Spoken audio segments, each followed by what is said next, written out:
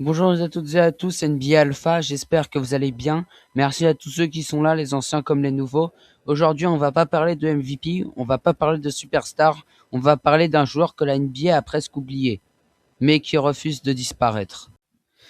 En 2014, un pivot bosnien arrive en NBA.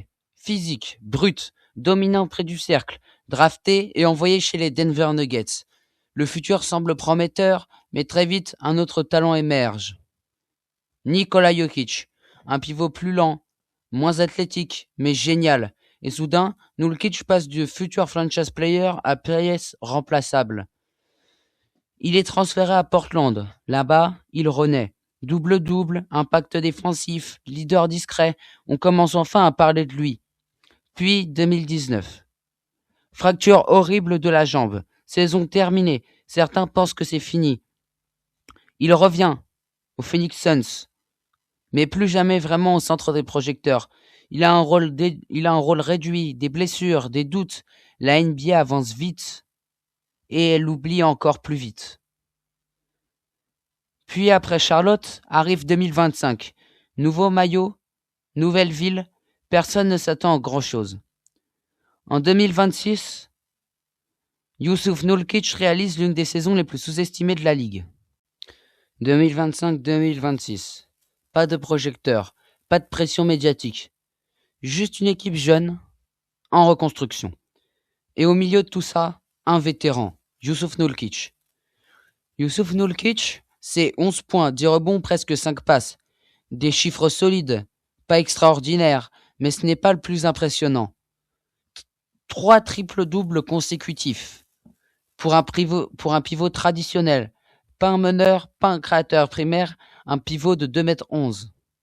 Ça veut dire quoi? Ça veut dire que le jeu passe par lui. Ça veut dire qu'il contrôle le tempo. Ça veut dire qu'il voit le jeu avant les autres. Il ne saute pas plus haut. Il ne pense pas plus vite. Il ne marque pas 40 points. Mais il influence chaque possession. Cette année, Nurkic n'est plus seulement un pivot physique.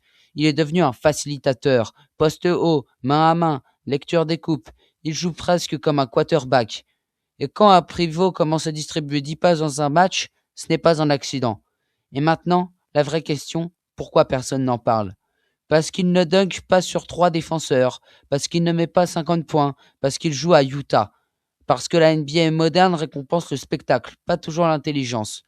Nurkic est trop discret pour être viral, trop intelligent pour être spectaculaire, trop complet pour être catalogué. Il n'est pas un MVP, il n'est pas non plus un simple role player. Il est entre les deux. Et dans la NBA d'aujourd'hui, cet entre-deux est visible. Enlevez Nurkic du Jazz et l'équipe perd son stabilisateur, son point d'ancrage, son cerveau défensif, son tempo offensif. C'est ça l'impact invisible, celui qu'on ne voit pas dans les highlights. Yusuf Nurkic ne sera peut-être jamais All-Star en 2026. Il ne sera peut-être jamais dans les débats MVP.